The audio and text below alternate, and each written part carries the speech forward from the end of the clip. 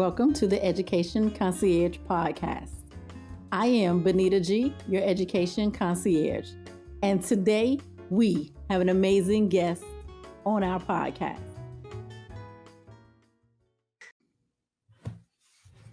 So math should not be confusing. Like it just shouldn't be. But it's all about the right teacher. It's all about the right skill set. It's all about making it applicable. Why do I need this? Where will I ever use this again? I'm not saying the teacher has to come in every day, putting on a horse and pony show, or is it a dog and pony show? But what I am saying is that make learning fun, even in math class. Today, on today's episode, I have found my twin sister, the yin to the yang, the ELA teacher and the math teacher. I promise you, if I was opening a school, she is first on the list to run my math department. Now that I think about it. Hey, anybody want me to open a school? Let me investigate that. But I just want you to grab a piece of paper, grab your phone, grab your tablet, wherever you take your notes, and listen as she educates us about being math educators. My name is Benita G. This is the Education Concierge Podcast, Season 3. Hey everyone, this is Benita G. This is Season 3 of the Education Concierge Podcast.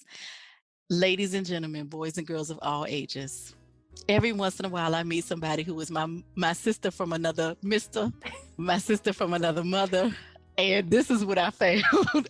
I think we connected on LinkedIn, but we're going to get this story straight once we go into the episode. And I'm going to tell you how I know that this is probably my twin, because she likes math. And, you know, Geminis have that opposite person. And this is how I know, because you guys know that I only like to do my budget. And that's about as much math as I need. Like, can I go shopping? Can I travel? What's my budget? I'm paying too much in taxes. That's all I know. Y'all know the story. In 3rd grade, I realized that if I had a headache, I could get out of math class. And so my mama realized that this little girl doesn't have a headache and she's going to get beat. So that was the end of that. But tonight we have an amazing educator and her story is fantabulous. How she has just evolved in the field of education, how she worked as an educator, worked with educators, and then works with parents and educators to bring math into places and into spaces of people who, like me, struggle, but also to teach the professional educators to teach math in a realistic, comprehensive, engaging way so that there are no more students like me who fake headaches to get out of math. Y'all know how I am about names, so I'm not even going to try and pronounce it, but I am. Let me try. Rosalba. That's right. Serrano. Mm-hmm. McFadden. McFadden is You got it. So McFadden is a black name. So that part I got. Well, it might not be y'all. Y'all know I'm from the country, so but it might not be. So we're going to get started. Please introduce yourself. Tell us about your business, your company, and your career. Oh my goodness. First of all, I want to say thank you for having me on here. You killed the name, Rosalba Serrano McFadden. You killed it. That's very hard and I love it. Yeah, my company Zenned Math, where I provide professional development for teachers in the online space and professional coaching for teachers as well around math mindset, all that good stuff, good yummy stuff that you were talking about today. Or just now. I have to say, I feel the same way about you, girl. You are we're meant to be together, you and I.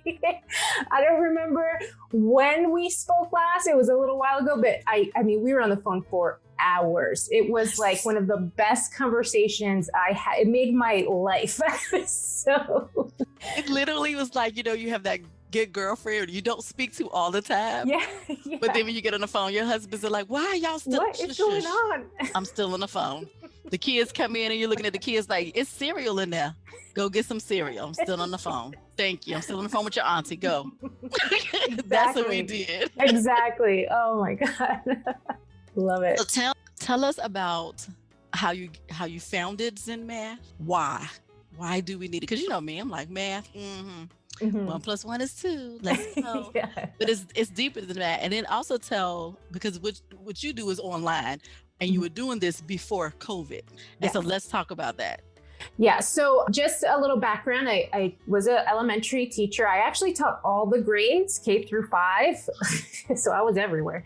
And then I transitioned into a math coach. So then I coached grades K through 5. Again, I was everywhere. So I really got to see all the math straight through, right? So it wasn't just me seeing, math in a second grade classroom, it was seeing all of it.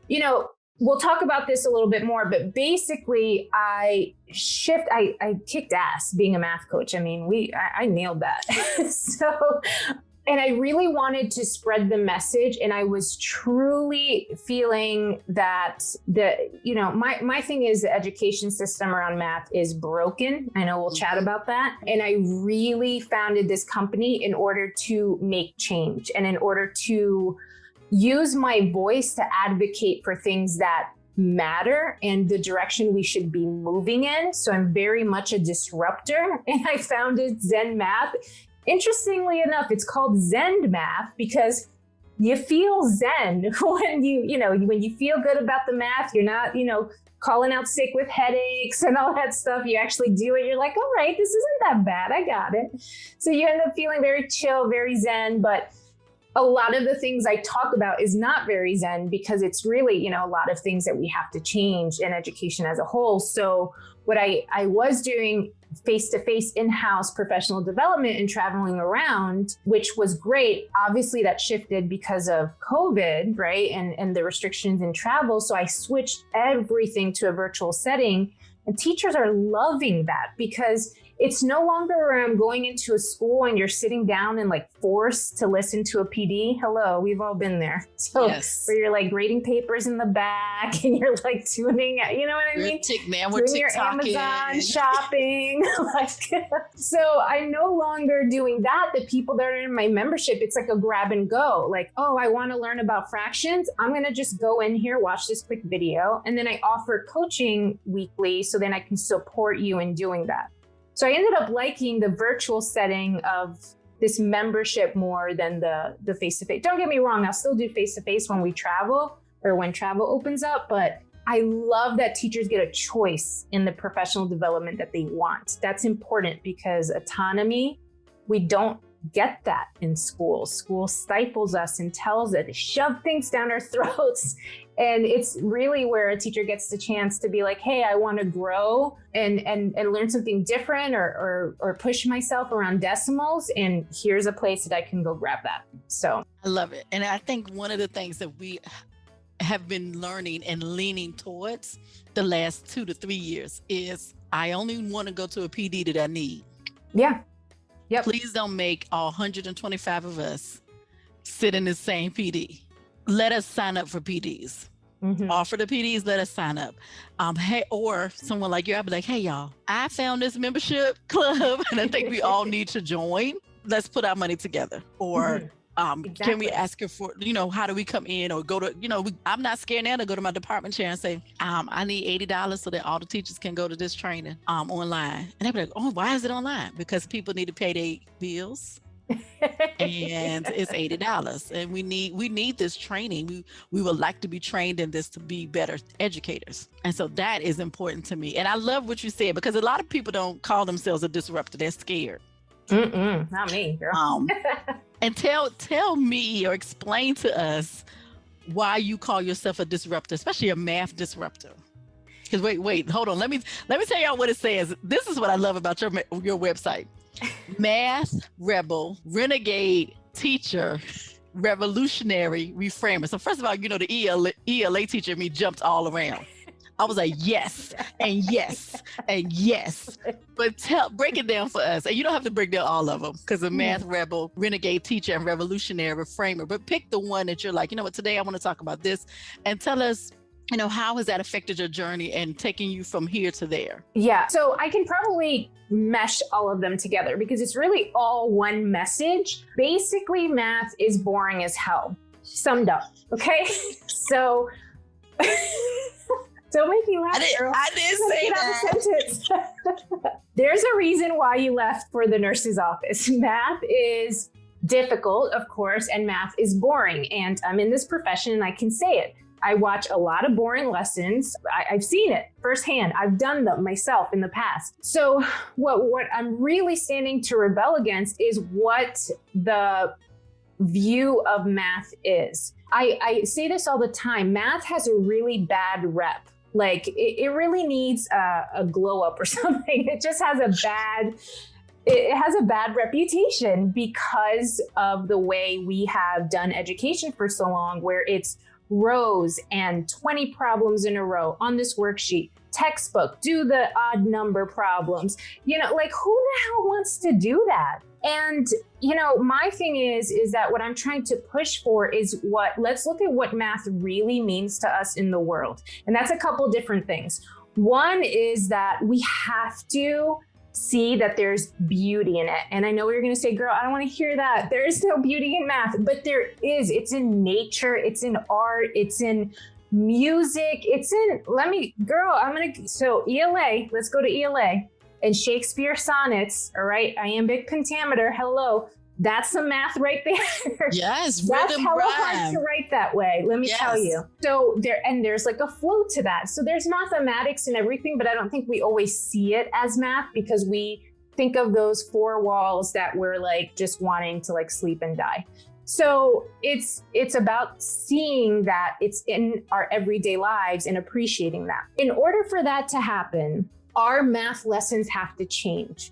And I can't stand when people say, we have to make it more engaging. We have to make it engaging for who? What does that look like? Because your engaging could be, you're giving me a nice worksheet with like a clip art on it. That's not engaging for a 5-year-old. No one cares about that ugly picture. Like we have to really think about what engagement means. I'm sitting here and I'm like, did she just say a little clip art? That's not a little ugly clip art.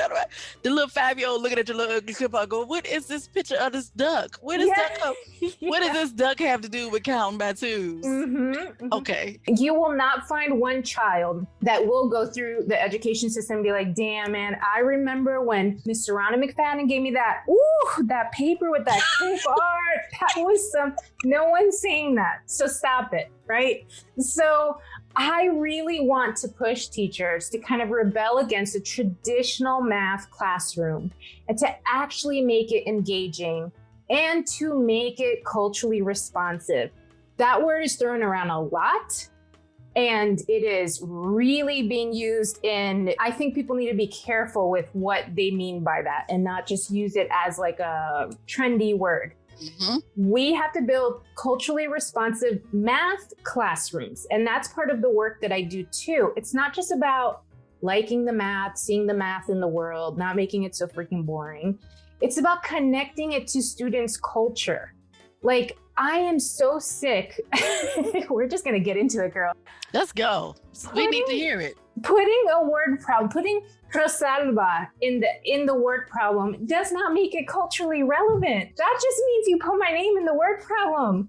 That does not mean it is culturally relevant. Why don't you, in your word problems on fractions, stop talking about pizza and pies, right? Put in some flan. I like flan. That's what I eat as a dessert. Put that in. So I think we need to do the work. And food is like the most basic level of culture. There's deeper levels to culture. But I think part of it is that we think this culturally responsive teaching work belongs in social studies and it belongs in, let's say, maybe English, but that it doesn't belong in math.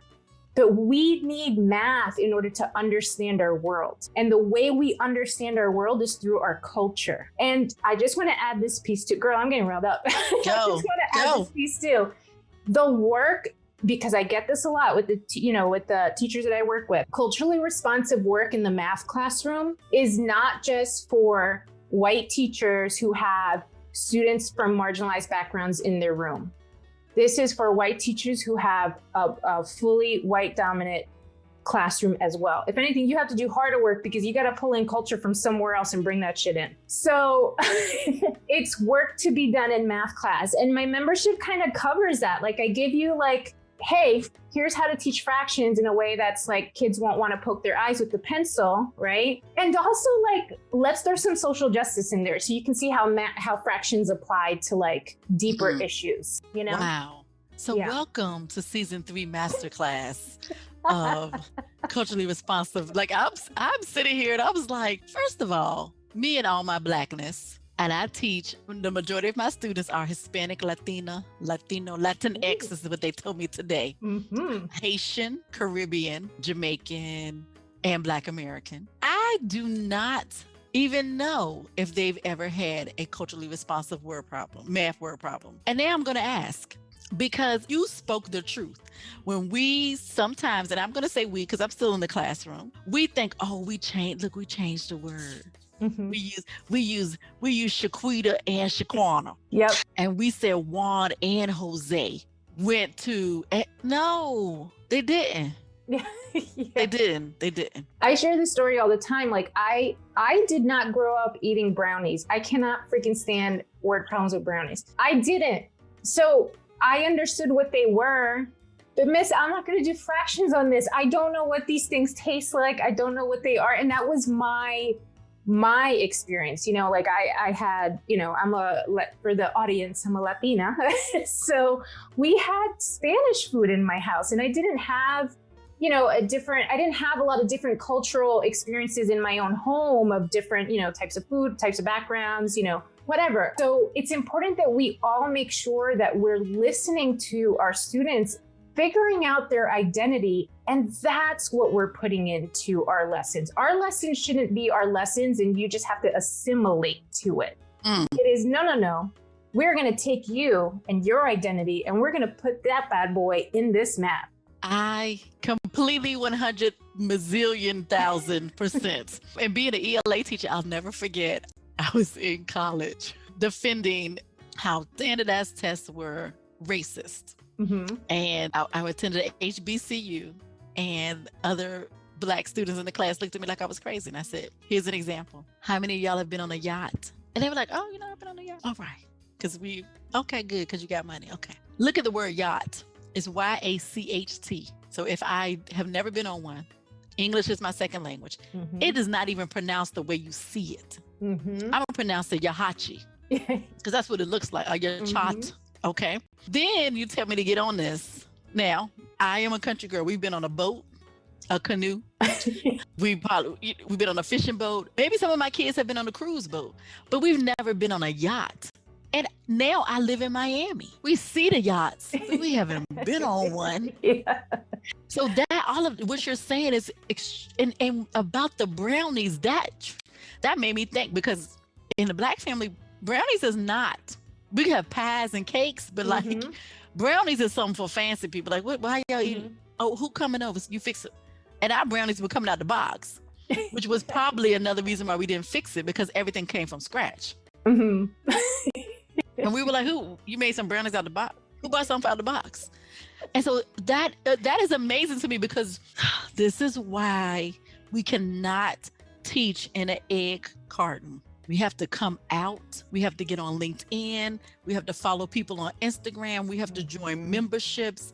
We have to talk to each other to understand how to teach the scholars that are in our classes and the ones that are coming. Because the way you taught me in the 80s and 90s, that's gone. It's old. Matter of fact, the way you taught from March 2020 is gone. Yeah, and I kind of want to say two things to that. One is I have the same message for teachers, and I always call it, you know, you got to pop your freaking bubble. 5 people that you're around, they're great, best friends, who have lunch, dinner dates with them, great, wonderful. They're not going to help you grow. You have to go outside of your bubble. And it's important to pop your students' bubbles. They see what they see in their immediate surrounding. Some of them don't know about what's going on in the world because they're not going to get that at home. It's our responsibility as educators to bring them these lessons, to bring in culture, period. No matter what subject you teach, because it's humanizing mathematics. Math cannot just be numbers and formulas,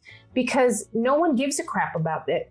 Let's talk about how those numbers affect us in the world, right? So then there's that piece that, you know, I always say to teachers, you have to pop your bubble and pop your students' bubble. part. This is what I found on your website. I loved it. So I copied it and pasted it. Okay. To provide teachers with strategies to make math more engaging and empowering, not only for their students, but for themselves, being the teachers. And why did you decide, or what in you, because I always found there's something in us that makes us be a disruptor. What is in us that makes us go to this particular layer in education and say, this is jacked up, I can't stand it, and I'm looking around. Matter of fact, I'm just going to fix it. I don't need to wait on anybody. Yeah. Well, who am I waiting on? And I would be honest, as minority women, we have learned we don't have time to be waiting on people. He not coming to save us. Mm-hmm. Okay? Mm-hmm. How do we figure, and he may come help us, but he not coming to save us. Mm-hmm. What made you, what in your being or in your life said, you know what, I need to start Zenned Math. I've been here, I've done that, I've watched y'all. No, you need my help. I literally, this speaks to my heart, because this is where it comes from.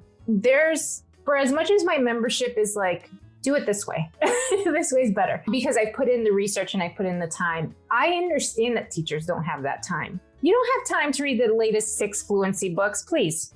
You're lucky if you get to pee during your workday. So I get it, but I also need the teachers to grow, because like I said before, math has to look differently. But I guess when I was like digging into this work, I started digging into why aren't we growing? And to me, what I found is that the education system tears us down as human beings. Teachers go into this profession, I will, most likely there's not one teacher, but maybe, I don't know, statistically there probably is one. Most teachers go into this profession saying, I want to make a difference. I want to work with kids. I love kids. I want to make them feel good. And what happens 5 years into our career, 10 years into our career? We're beaten down. We feel defeated. We feel diminished. We feel undervalued, underappreciated.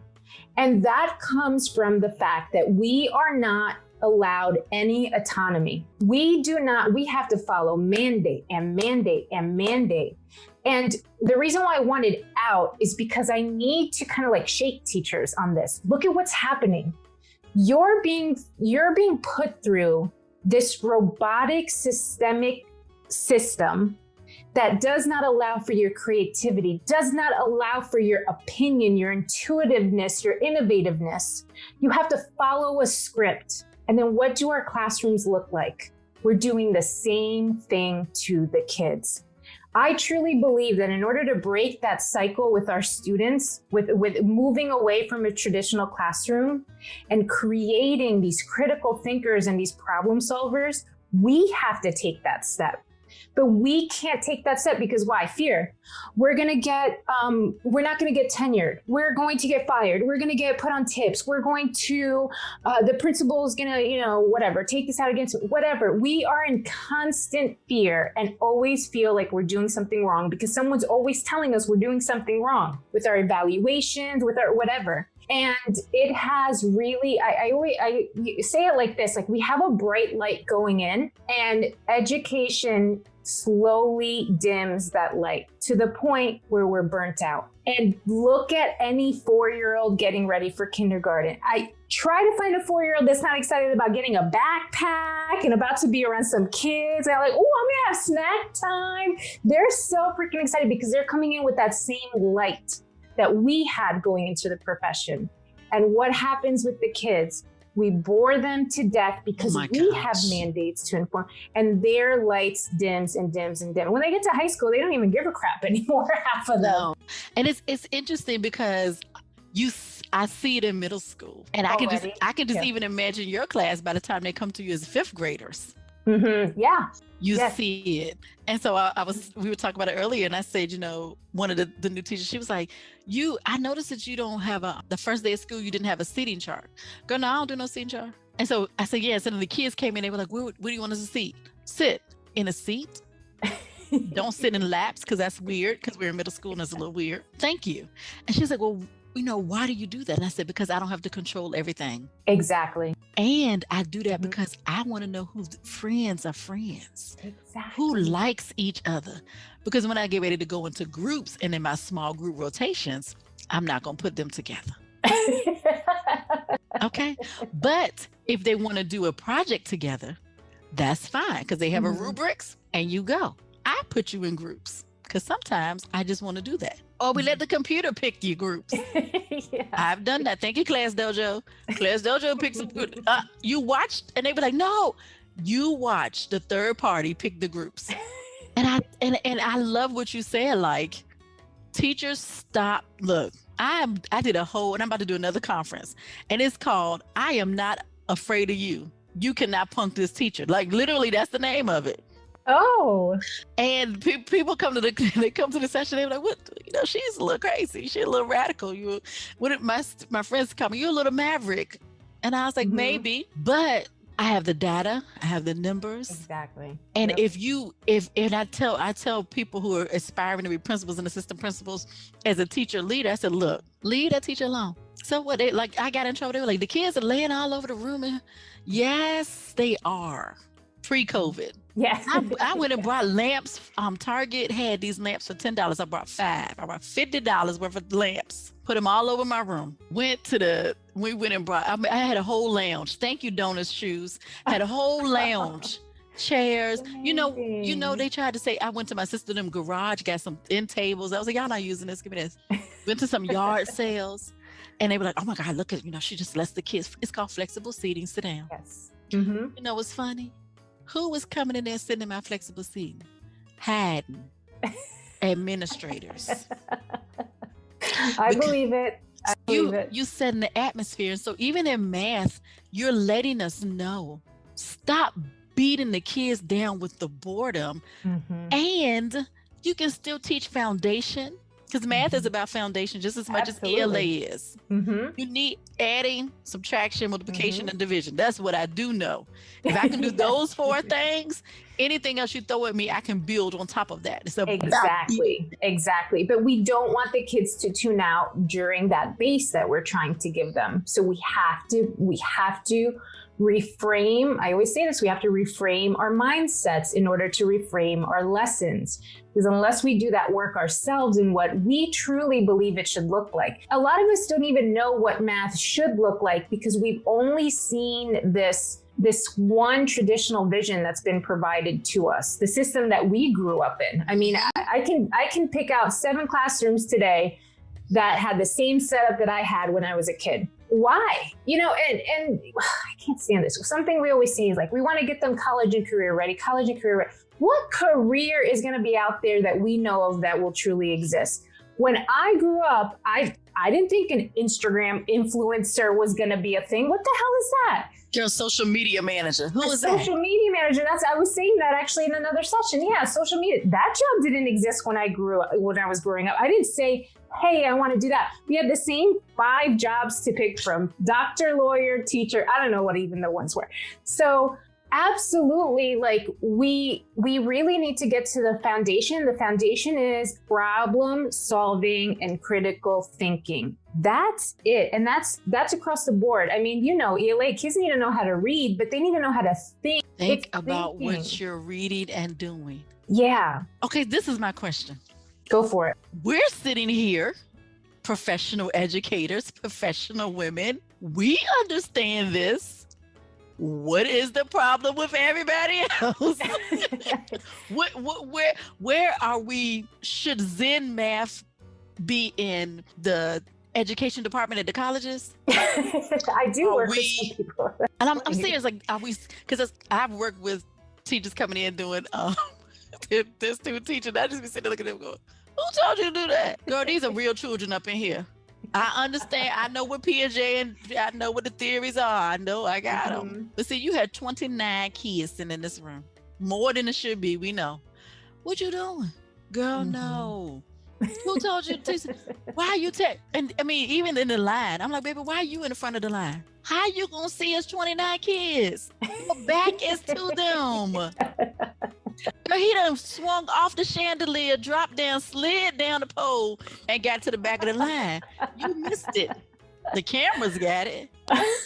Come back here, baby. Get in. Matter of fact, just get in line with them. Sometimes I just roll in the line. How do we break and disrupt the tradition? And just give me 3 things. If I called you and said, hey, tell me what your fee is. I have something brand new, because it's 2020. We are paying people. Don't play with me. You're gonna find a grant or somebody. You're gonna pay something. You're gonna pay $29.99, something. Yeah. I have a group of brand new teachers coming in. They want to know, just get them 3 things, because I don't believe in giving people more than 3 things. And you've been a coach, an amazing coach. Yep. What are 3 things they can implement right now? They've been in the pandemic. This is their first year. It's a hot mess. Administration don't care. They over here trying to administrate. Yeah. What would be 3 things you could give us without, telling all your secrets? Because everybody, you need to join her membership. We're going to talk about that in a minute. Yeah. What would you say to them? I'm going to give you 3 things, but it applies to everyone, not just new teachers. One is that we need to find the humanity in our classrooms. We need to go back to the basics, that we are human beings and that we are not producing robots, and that we are not producing these calculators, that we are highlighting, right, and amplifying their voices in the lens of math. So if we took that mindset from the beginning, my job is not to force this kid to understand fractions. My job is to expose this kid to fractions and for him to see it the way he sees it in his world. And then we're going to chat about it. So it's humanizing the math classroom. And then my second piece of advice, and we do a lot of this work in my membership, is that you need to break off the handcuff that is attached to that textbook. I don't care what math program you have. There is not one that is perfect. And I understand what everybody's going to tell me. We do a lot of work around this, but my pacing guides, but my blah, blah, blah, blah, blah. I don't want to hear it, because these are little human beings. And as much as you can have goals and you can have a sequence in which you want to work in, it cannot be where Monday you're on page 14 and Tuesday we got to be on page 15.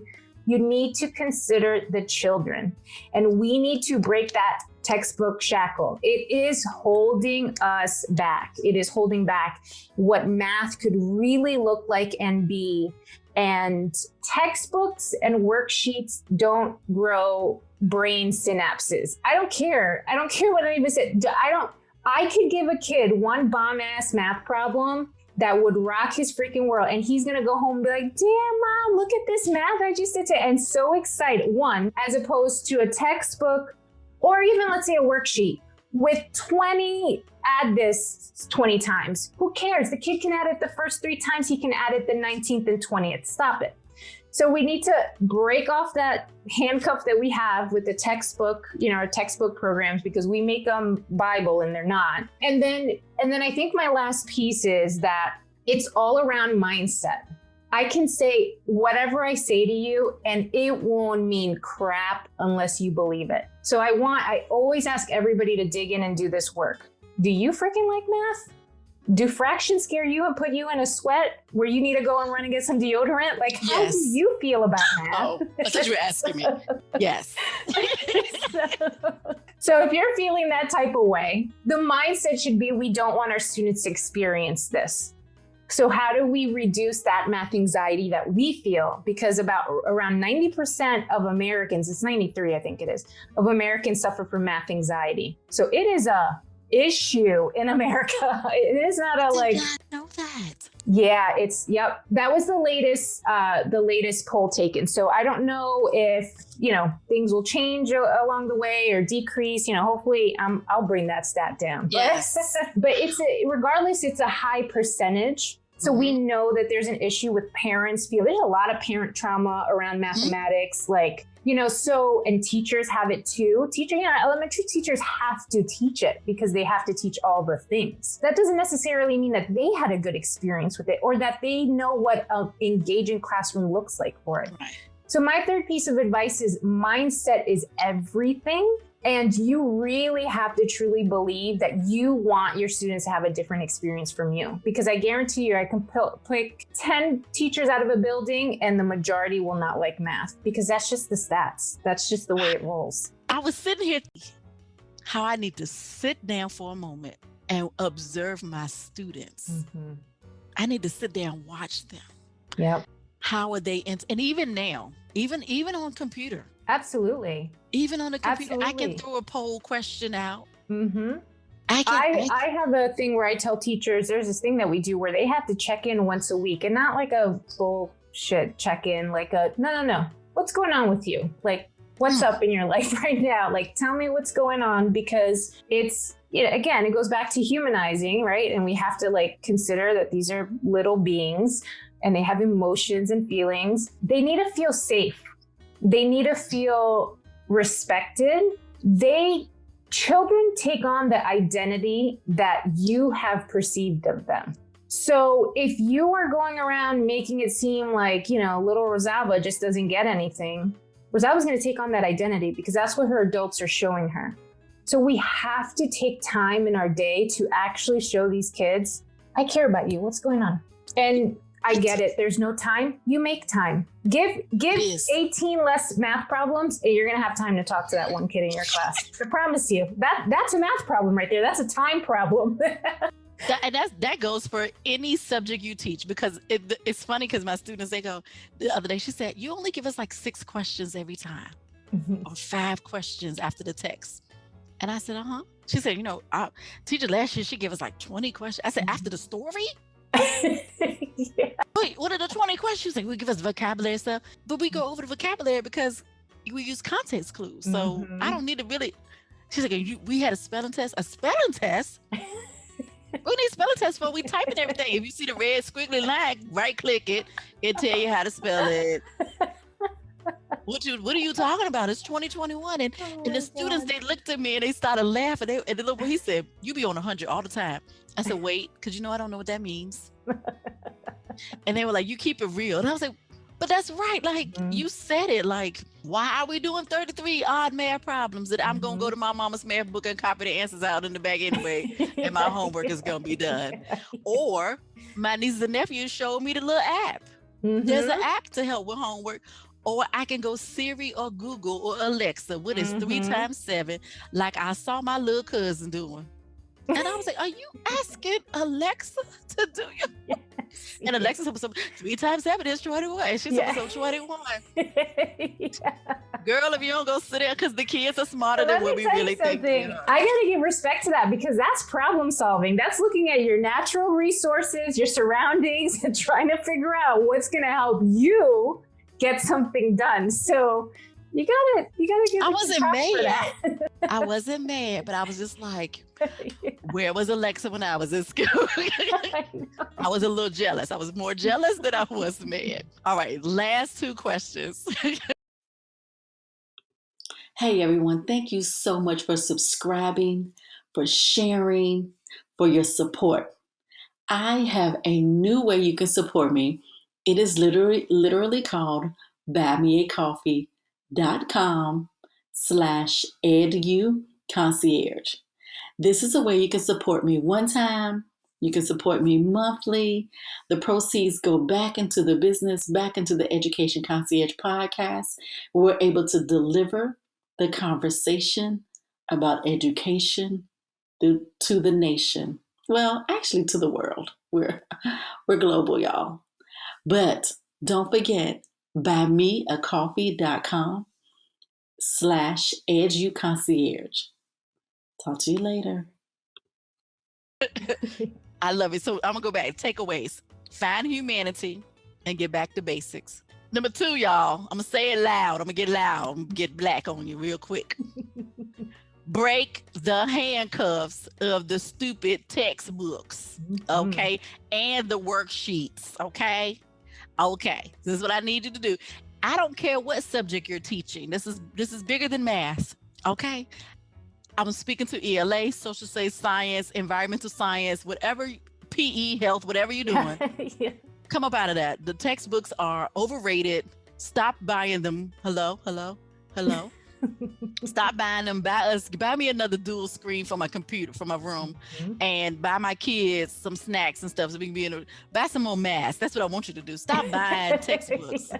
If you need some help, we have 2 professional educators here who can help direct your school system to what to do instead of buying textbooks, because we're done with them. And then number 3, the most important for anything in your life, I don't care what it is, mindset. And it needs to be a growth mindset. Girl, thank you. We're going to wrap up. This is a question I ask everybody. I am the education concierge because I have crazy friends.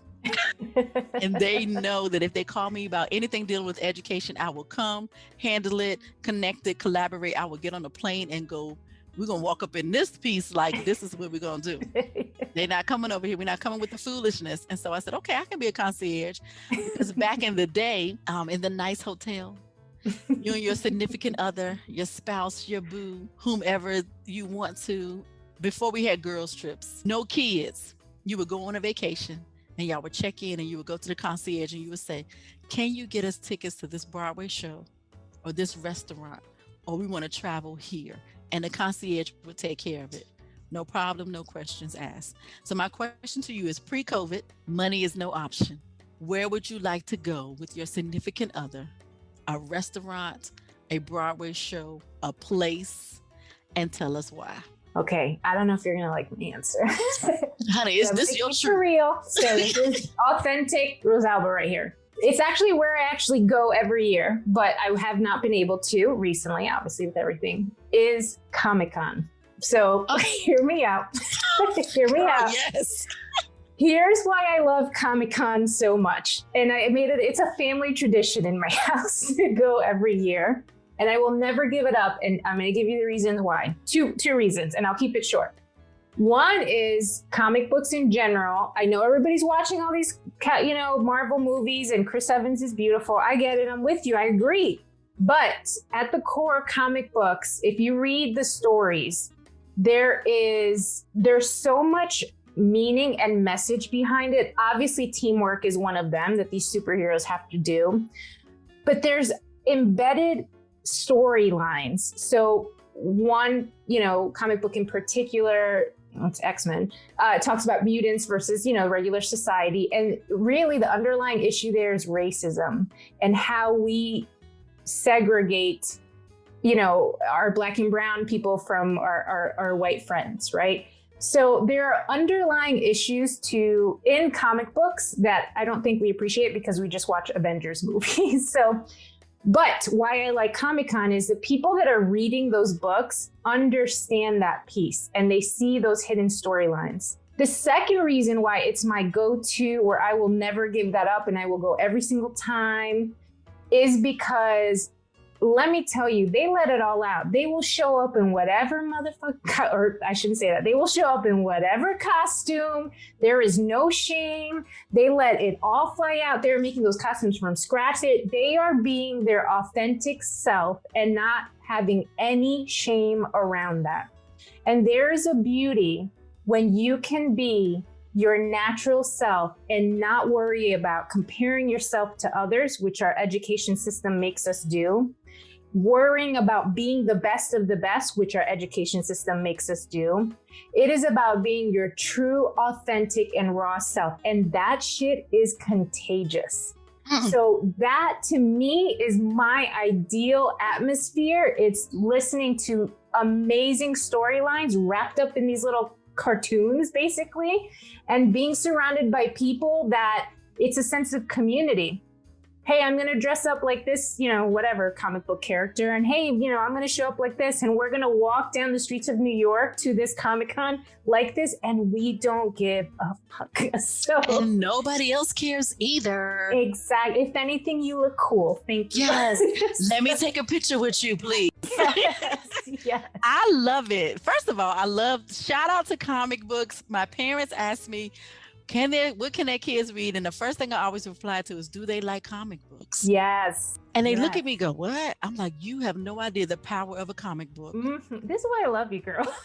You're an out-of-the-box thinker, too. I knew about X-Men because I read the comic books. Oh man, I love you more and more every time I talk. So I will read X-Men and Archie, Betty, and Veronica because you know what? This is some kind of sister wives he got over here. The Archie, Betty, Veronica, that was sister wives. People didn't understand that was helping us learn, like, all right, this is a little bit toxic. I don't want any of this. Because why are y'all still friends? Something is not right about this. So when you see your homegirl acting like that, she's not your homegirl. But look at that from a comic book. Mm-hmm. Because you might be an only child. you didn't understand. You didn't have a big sister, big brother to show you the way. Oh my goodness. So we're gonna wrap up. I am a good old Southern Country Baptist girl. And in church, we do a closing. And you're my guest pastor. And the guest pastor can do almost everything except for open up the doors of the church, which means call people to the Lord and come up to the altar. You can't do that because you're the guest pastor. But you can close the church out any way you feel. You can sing, you can rap, you can recite poetry. I've had somebody just simply say thank you and good night. However, that is a lot of pressure.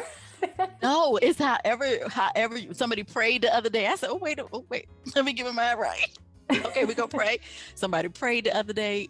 Someone had a book they read from their book. However, some people gave some advice. However you feel led to close out our podcast season 3 episode with you. All right, so a lot of pressure, but no, I think I'll end with one of my favorite quotes that I'll probably butcher because I don't remember it fully, but it's a Buddhist, it's from a Buddhist quote, but it's basically, and I hope that we take this mindset with us, not only in our own lives and education, everything's all, it's all related, and it, ties into math. It's really, so it goes subtract or eliminate, or subtract the unnecessary and add the meaningful. We applied that in every sense of our life. We would really diminish and eliminate things that are not of value and supplement them and add in the pieces that actually matter. So that spoke to my spirit. I needed to hear that. Yes, I'm going to end it right there. Thank you so much. We're going to talk again. She doesn't know it, but she's my coach. I now have 2 coaches. Y'all already know I believe in having coaches and mentors. And I am excited. I'm just excited because sometimes you get beat down, like you said, talking to other educators, and you just looking at them like, what you talking about? Why are you here? Nobody's supposed to be here. And you have brought light and refreshment and strength and truth. And I appreciate that. I appreciate the genuineness and the authenticity of just your being. Thank you. And the love of math, the love of learning and teaching. I tell people all the time, I say, if a teacher comes in with a great heart and a great spirit, he or she can become an amazing educator. We can teach them tricks and strategies and tools. But if you come in and you are not open and your heart isn't ready to receive, you're not going to be a successful educator. On paper, you might look great. They might even promote you to be principal. But in the classroom, you're not saving our scholars. And our job is to produce, and you said it several times, produce the next generation of citizens, global citizens. We want them to stay in America, but I know you need to travel. Yes. Once we get, COVID's not going anywhere, but once we get a handle on it, like we have a handle on the flu, we'll be ready to rock and roll. You have an amazing week. We are going to talk again. I think I'm coming on your Facebook Live. You know, you come on my Instagram Live. So tune into that because I don't even think the people not ready. Y'all better get ready. The Education Concierge podcast family, we are always ready. Thank you guys and girls for joining in. Thank you for paying attention. I know y'all had your notes ready. I know y'all had your Trello up and you had your sticky notes and you were ready to receive. How can they reach out to you and contact you? Yeah, so I'm on all social platforms, Facebook, Instagram, Twitter. So you just look up Zenned Math. If you're interested, I have a specific Facebook group called Zenned Math Teachers, and that is basically where I get into it. And then if you go on my website, you can find, if you're hearing all this and you're like, yeah, I want to do some of this, I am the girl for you. So I will help you through that. So you could check out on my website, zennedmath.com, a little bit more about my membership. It offers, professional development that you pick and coaching as well. So then that way I can support you as you're just killing it in the field. So I love it. I love all of it. You guys, y'all have a great one. We will see you in the next episode of the Education Concierge Podcast. This is Benita G, and I will see y'all later.